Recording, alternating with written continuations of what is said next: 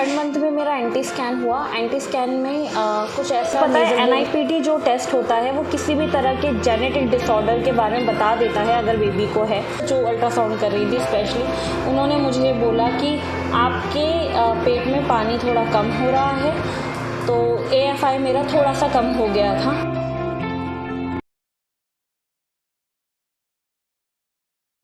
तो फाइनली आप 4th time pregnant हुई और सब कुछ अच्छा जा रहा है, सब कुछ अच्छा चल रहा है। आप अपना आराम से 36 वीक पूरा कर पाई हैं। तो मतलब कि 4th प्रेगनेंसी में क्या क्या हुआ? नहीं, सब कुछ आराम से तो नहीं गया। 4th प्रेगनेंसी में भी एज आई मेंशन कि मुझे इंजेक्शन लगने थे, तो फर्स्ट डे से ही जैसे मुझे पता चला कि मैं प्रेग्नेंट हूँ, और हमने बीटा STG करवाया था तो उससे पता चला कि मैं प्रेग्नेंट हूँ। और उसके बाद फाइनली इस बार हार्ट बीट आई और मैं बहुत ज़्यादा खुश थी। और हार्ट बीट आने से पहले ही क्या बोलते हैं, मेरे इंजेक्शन शुरू हो गए थे। फर्स्ट ट्राइमेस्टर मेरा काफ़ी स्मूथ गया था, 3 महीने तक ऐसा सच कुछ प्रॉब्लम नहीं हुई थी। थर्ड मंथ में मेरा एंटी स्कैन हुआ। एंटी स्कैन में कुछ ऐसा नेज़ल बोन का प्रॉब्लम नहीं दिखा था, पर डॉक्टर ने मुझे कहा कि आपका एक और टेस्ट होगा। ड्यूअल मार्कर वो टेस्ट नहीं था। यूजुअली लोग एंटी स्कैन के बाद ड्यूअल मार्कर ही बताते हैं डॉक्टर्स की करवाना है, पर मेरा एक स्क्रीनिंग का टेस्ट हुआ था, एक ब्लड टेस्ट था, जिसमें जितने भी ट्राइसोमी थे 21, 13, उसमें लो रिस्क आया था। 3 मेरे ख्याल से वो होते हैं डाउन सिंड्रोम के, और वो तीनों लो रिस्क था। एक बायोकेमिकल रिस्क जो था उसका रेशियो 1:176 था, जहाँ तक मुझे याद है। ये आप प्लीज़ बताएंगे कि बायोकेमिकल क्या होता है, उसका रेशियो से क्या मतलब है? ये मेरे ख्याल से जेनेटिक डिसऑर्डर या फिर डाउन सिंड्रोम ही बताता है। इतना डिटेल में कहीं मुझे डॉक्टर ने बताया नहीं। मुझे उस टाइम पे क्योंकि लो रिस्क लिखा हुआ था मेरी रिपोर्ट में, तो डॉक्टर ने मुझे ऐसा कुछ बोला नहीं। और उसके बाद सेकेंड ट्राइमेस्टर के टाइम पे जो लेवल 2 का स्कैन होता है, जिसे एनॉमली स्कैन कहते हैं, वो जब मेरा हुआ स्कैन, उस स्कैन के बाद आई डोंट नो क्या प्रॉब्लम आई, ऐसा क्या स्कैन में उनको दिखा कि उन्होंने मुझे बोला कि आपको NIPT या फिर एमन सिम्टियोसिस का जो टेस्ट है वो करवाना पड़ेगा। NIPT क्या होता है और ये क्यों कराना ज़रूरी था आपके लिए?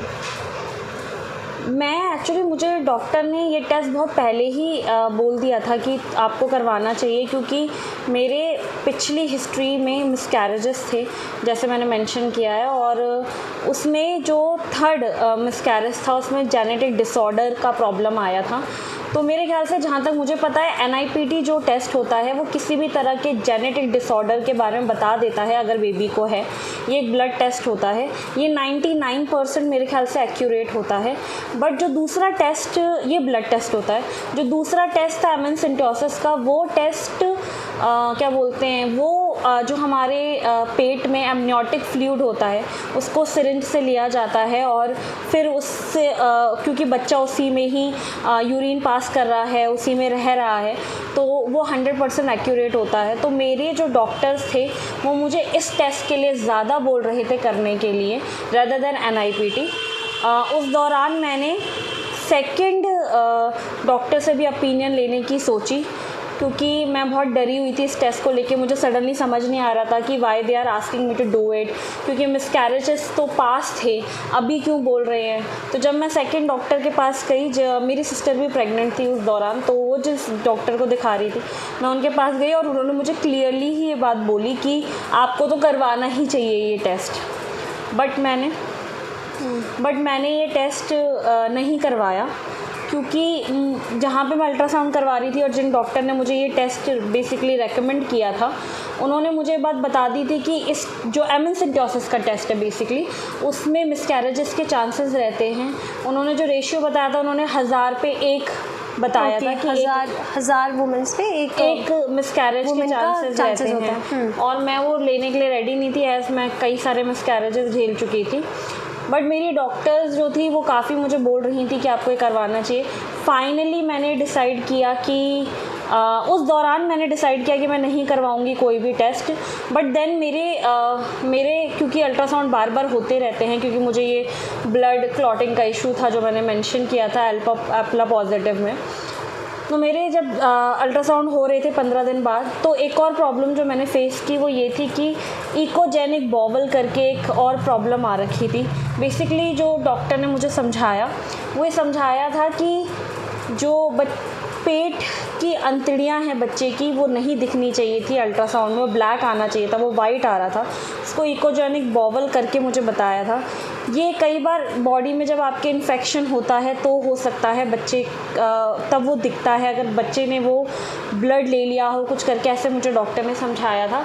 बट उस टाइम पे क्योंकि इकोजेनिक बॉवल का इशू आया तो मुझे डॉक्टर ने क्लियरली बोला कि अब आपको करवाना ही पड़ेगा इधर एमनसेंटियोसिस और एनआईपीटी, क्योंकि मुझे मिसकैरेज का चांस नहीं रहना था। तो फाइनली मैंने एनआईपीटी के लिए हाँ बोला, और एनआईपीटी 98 to 99% एक्यूरेट होता है।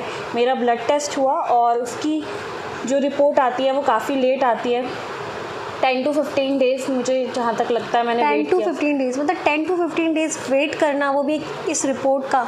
हाँ, ये बहुत ही टफ हुआ। ये मेरे लिए तो बहुत टफ़ टाइम था, क्योंकि मुझे डॉक्टर्स काफ़ी बोल रहे थे, क्योंकि हिस्ट्री रही थी मेरी जेनेटिक डिसऑर्डर की बेबी में, तो काफ़ी ज़्यादा वो होता है, पेनफुल था। क्योंकि जब आपको पता चलेगा कि अगर बाई चांस आपके बच्चे में जेनेटिक डिसऑर्डर आता है तो डॉक्टर आपको क्लियरली अबॉर्शन के लिए बोलते हैं, और एक फ़ीमेल उस वक्त अबॉर्शन तो नहीं चाहती होगी ऑब्वियसली। तो ये काफ़ी पेनफुल था। 10 to 15 डेज़ के बाद आया था रिज़ल्ट, और थैंक गॉड मेरा लो रिस्क आया, एनआईपीटी मेरा ठीक आया, जेनेटिक डिसऑर्डर में लो रिस्क आया था। तो को प्रॉब्लम आती है, बहुत कम औरतों को ये बात पता है, बट आती हैं। तो ये टेस्ट का कॉस्ट क्या पड़ता है? अलग अलग जगह पे आई थिंक कि अलग ही होगा, बट ये काफ़ी थोड़ा कॉस्टली है। एनआईपीटी का मुझे पता है, एमनसेंटियोसिस मैंने नहीं करवाया, बट वो भी मेरे ख्याल से 30,000 से अबव का होगा। और एनआईपीटी जो मैंने करवाया वो कुछ 18,000 का था, जहाँ तक मुझे याद है। 30,000 सीरियसली इट्स कॉस्टली। जो मैंने एनआईपीटी करवाया वो कुछ 18,000 का था। ये भी बहुत ही ज़्यादा महंगा है। मतलब अगर लोअर क्लास का हो गया, मिडिल क्लास का भी हो गया, उसको अफोर्ड करने में काफ़ी प्रॉब्लम आएगी। 9 महीने सब टेस्ट कराना, इंजेक्शन लेना, प्रेगनेंसी अपने आप में मतलब काफ़ी कॉस्टली हो जाता है, एक्सपेंसिव हो जाती है। ओके, फिर उसके बाद आपने ये टेस्ट कराया, और मतलब बहुत ही अच्छी बात है कि ये नेगेटिव आया, इससे बड़ी खुशखबरी क्या हो सकती है। उसके बाद और क्या आपने चैलेंज फेस किया? एक और चैलेंज जो जिसका कोई सल्यूशन मुझे डॉक्टर ने बोला कि नहीं है, वो ये था कि 3rd मंथ में एक्चुअली मुझे पता चल गया था कि मेरी रिपोर्ट में एक एमनियोटिक बैंड करके आ रखा है स्टमक के अंदर, लेफ़्ट साइड लेफ़्ट कैविटी में, मुझे जहाँ तक याद है एक बैंड था। तो मुझे डॉक्टर ने कहा कि ये बैंड है, और इस बैंड के चक्कर में हम क्या करेंगे, बार बार आपका स्कैन करेंगे, क्योंकि वो बैंड अंदर था। तो उन्होंने कहा कि कुछ कर नहीं सकते हैं इसका, और डर इस बात का था कि उस बैंड में बेबी फंस सकता है। तो मुझे डॉक्टर ने जो समझाया था वो ये समझाया था कि अगर कोई ऑर्गन उस बैंड में फंस जाता है तो फिर उस ऑर्गन की ग्रोथ वहाँ से रुक जाएगी और बेबी की जान को ख़तरा हो सकता है। बट डॉक्टर ने ये भी बोला था कि इसमें वो कुछ नहीं कर सकते हैं, तो सिर्फ होप कर सकते हैं, और बार बार 15 डेज़ पे या 1 महीने में जितना जल्दी हो सकेगा वो बार बार स्कैन करेंगे, देखने के लिए कहीं बेबी फंस तो नहीं रहा है। तो मुझे बार बार अल्ट्रासाउंड करवाना पड़ता था ये देखने के लिए कि बेबी फंस तो नहीं रहा। फॉर्चुनेटली वो प्रॉब्लम भी मेरा सॉल्व हो गया, बेबी का कोई भी पार्ट उसमें नहीं फंसा। वो एक बहुत बड़ी प्रॉब्लम थी, क्योंकि उसका कोई सल्यूशन डॉक्टर्स नहीं दे सकते थे, कोई मेडिसिन नहीं थी, कोई टेस्ट नहीं था। बस मतलब आपने जितनी भी डिफ़िकल्टीज़ आई, जितने भी चैलेंजेस आए, एकदम फाइट किए हर चीज़ से। हाँ, और मैंने एक्चुअली 4th प्रेगनेंसी में कई सारे इश्यूज़ देखे हैं। एक जब मैं आपको इकोजेनिक बॉवल का बता रही थी, तो एक इकोजेनिक बॉवल जो मेरा रिजॉल्व हो गया, बट उससे पहले मुझे एक टेस्ट करवाना पड़ा था जिसे टॉर्च कहते हैं, वो ब्लड टेस्ट था। उस ब्लड टेस्ट में बेसिकली कई सारे इन्फेक्शंस होते हैं, जिसका शॉर्ट फॉर्म बन के टॉर्च बनता है। उसको देखा जाता है कि आपकी बॉडी में कौन कौन से इन्फेक्शन थे। उसमें भी 2 तरह की चीज़ें आती हैं, IgG और IgM। IgG और IgM में एक मतलब बताता है कि क्या आपको ये इन्फेक्शन अभी भी है, और एक बताता है कि क्या ये इन्फेक्शन आपको पास्ट में हुआ है। फॉर्चुनेटली वो भी मेरा रिजॉल्व हुआ, क्योंकि मुझे ये इन्फेक्शन था जिसकी वजह से शायद इकोजेनिक बॉवल हुआ होगा, बट वो IgG मेरा पॉजिटिव था और IgM मेरा नेगेटिव था। IgG का मतलब होता है कि ये पास्ट में मुझे इन्फेक्शंस हुए थे, जिसमें रुबेला और कई सारे वियर्ड नेम और बड़े नेम के इन्फेक्शंस थे। उसके अलावा क्योंकि मैंने आपको बताया कि हर 15 दिन में और हर 15 दिन में मुझे अल्ट्रासाउंड करवाना पड़ता था, तो एक अल्ट्रासाउंड जब मैं करवा रही थी तो मुझे पता चला कि मेरे पेट का जो एमनियोटिक फ्लूइड है, जो वाटर है, उसकी रेंज कम हो गई है। एज सच कम नहीं थी कि बहुत ज़्यादा कम होगी, बट वो 10 कुछ करके 10.2 करके कुछ आ गया था। और मेरी डॉक्टर जो अल्ट्रासाउंड कर रही थी स्पेशली, उन्होंने मुझे बोला कि आपके पेट में पानी थोड़ा कम हो रहा है, तो AFI मेरा थोड़ा सा कम हो गया था। तो जब ये कम हुआ तो उन्होंने मुझे बोला कि अब आपको पानी का इंटेक बहुत बढ़ाना है। बेड रेस्ट पे तो मैं शुरू से ही चल रही थी, तो मैं काफ़ी आराम किया है मैंने पूरी प्रेगनेंसी के लिए। मुझे चलना फिरना ज़्यादा अलाउड नहीं था, तो मुझे पानी पीने के लिए ज़्यादा बोला गया। मैं बहुत ज़्यादा पानी पी रही थी। I was having coconut water, juices और 8 से 10 बॉटल पानी मैं पी रही थी। ये जब हो रहा था तो उस टाइम पे मैंने जहाँ मैं यूजुअली अल्ट्रासाउंड करवाती थी शुरू से लेकर एंड तक, उसके अलावा भी मुझे कहीं और अल्ट्रासाउंड मैंने करवाया। और जब मैंने अल्ट्रासाउंड करवाया तो मुझे पता चला कि मेरा AFI जो था, एमनियोटिक फ्लूइड इंडेक्स, जो मैं आपको बता रही हूँ 10 हो गया था। उन्होंने बोला कि नहीं, वो 10 नहीं है, इवन वो 12 है।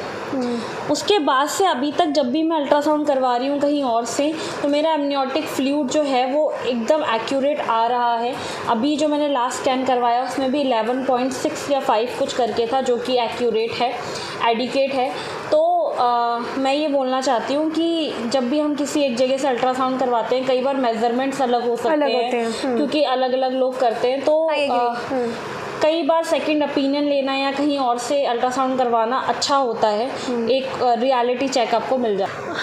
तो अभी आप 36 वीक्स प्रेग्नेंट है, तो अभी 36 वीक्स में आपको क्या क्या, मतलब डॉक्टर आपको क्या क्या कह रहे हैं कि अब ये सब करना है, क्या करना है, आगे क्या? एक्चुअली जब मैं 30th वीक पे होंगी आई गेस, तब मुझे पता चला था कि मेरा जो बेबी है वो थोड़ा कमज़ोर है। मुझे डॉक्टर ने एक्चुअली कमज़ोर बोला था। IUGR करके एक टर्म होता है, ग्रोथ रिस्ट्रिक्शन करके कुछ करके होता है, ग्रोथ रिस्ट्रिक्टेड हो जाती है वॉर्म में। वो टर्म मुझे रिपोर्ट में लिखा नहीं गया था, बट क्योंकि अब मैं कहीं और एशियन में दोबारा चली गई हूँ अपने ट्रीटमेंट को लेकर। तो आपने अपनी गायनी चेंज की है? हाँ, मैंने अपनी गायनी एक्चुअली ऐसा चेंज भी नहीं की थी। मैं दोनों ही डॉक्टर से कंसल्ट कर रही थी, क्योंकि जो मेरी पहली गायनी थी उन्होंने ही मुझे काफ़ी अच्छे से सस्टेन किया है। But due to some reasons मुझे किसी और से भी कंसल्ट करना पड़ा, क्योंकि मैं यहाँ शिफ्ट हो गई थी। तो मैंने चेंज नहीं की, मैं दोनों से ही कंसल्ट कर रही हूँ। तो मैं दोनों से कंसल्ट कर रही हूँ। अब मैं जब एशियन गई और मैं अल्ट्रासाउंड करवा रही हूँ, तो उन्होंने मुझे एक टर्म मेरी रिपोर्ट में लिख के दिया, which is IUGR as a mentioning की ग्रोथ जो होती है वो रिस्ट्रिक्टेड हो जाती है वॉर्म में, या उतनी नहीं हो रही होती है जितनी होनी चाहिए। तो उन्होंने मुझे बेसिकली क्योंकि मेरे ग्रोथ स्कैन हो रहे हैं, तो वो पूरा बच्चे का ऊपर से लेकर हेड का सरकमफ्रेंसेस, अब्डोमिनल का सरकमफ्रेंसेस, सबका सरकमफ्रेंसेस जो है वो नापते हैं। तो उन्होंने मुझे बताया कि मेरे बेबी का जो AC है, अब्डोमिनल सरकमफ्रेंसेस, वो कम है। जितना होना चाहिए उतना नहीं हुआ है, और बेबी वेट भी कम है। ये एक प्रॉब्लम जो मैं अभी भी झेल रही हूँ या अभी मैं फेस कर रही हूँ, ये एक मेन प्रॉब्लम। तो अभी आपके बेबी का वेट कितना है? अभी मेरे बेबी का फॉर्चुनेटली 2.2 वेट हो गया है। That's a good weight. हाँ, दैट्स ओके वेट। अब क्या बोलते हैं, डॉक्टर ने मुझे कहा है कि एटलीस्ट वो खुश हैं कि मेरा 2 kg से अबव हुआ। मुझे अभी भी IUGR फर्स्ट ग्रेड है प्रॉब्लम, फर्स्ट ग्रेड प्रॉब्लम है, बट मुझे डॉक्टर्स ऐसा बोल रहे हैं कि इट इज़ नॉट बहुत ज़्यादा डिफरेंस नहीं है, तो ठीक है। बट अभी भी AC जो है, जो अब्डोमिनल सरकमफ्रेंसेस है, वो कम है, इसलिए मुझे IUGR बोला गया है। और बट मुझे डाइट अपनी अच्छी रखनी पड़ेगी, और वो कोशिश कर रहे हैं कि वो बार बार ब्लड फ्लो देखते रहें कि बच्चे पे पहुंच रहा है नहीं पहुंच रहा। हर हफ्ते मैं अल्ट्रासाउंड के लिए जाती हूँ, और हर हफ्ते ही मेरा अल्ट्रासाउंड होता है देखने के लिए कि ब्लड फ्लो ठीक है या नहीं है। ओके। तो अभी आपके डिलीवरी डेट डॉक्टर ने क्या बोली है? मुझे 28 जून में 40 वीक्स कंप्लीट हो जाएंगे, तो EDD मेरी 28 जून है। ओके।